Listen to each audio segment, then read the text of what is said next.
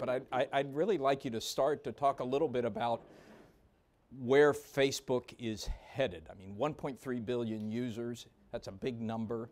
Do you think of it as a mature company, or do you feel like you're just getting warmed up? Anyone who's ever been to Facebook will know that we're not a mature company. I see a lot of people nodding. 20 years is the average age of your employee, I think. Yeah, I know I'm reminded how old I am all the time at Facebook. People literally walk up to me and say, so you went to college before the internet? Like, what was that like? I'm like, okay, there were no horses and buggies. It wasn't that bad. But it's interesting. So we just hit 10 years. And 10 years in the life of so many amazing companies are here is not very long. 10 years for us actually feels not very long. And the world's changed just incredibly on us. And the real question for us is, how do we scale and grow from here? We're actually small for what we do. So we have over 1.3 billion users globally, and we have less than 8,000 employees.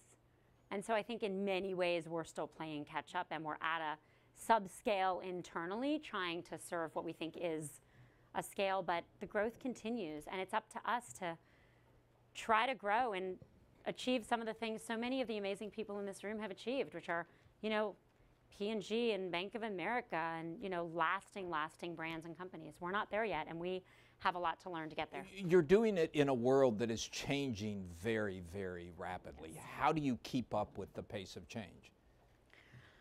I mean, the biggest change definitely for us was the shift to mobile, because we were started just 10 years ago as a desktop company.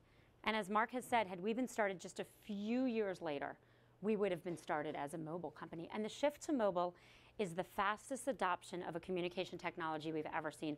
The word online is about to be something only your parents say, because you'll be all only available.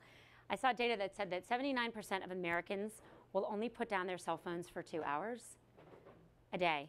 And I saw Arianna Huffington say, wait, 2 hours what does that mean? For the rest of the day, you have your cell phone in your hand? In your hand, using it. And Arianna Huffington. When you sleep, maybe you put it down? I'm not sure about plug sleeping. It in I'm assuming it's down for sleeping. But she said that 20% of Americans are using their cell phones during sex.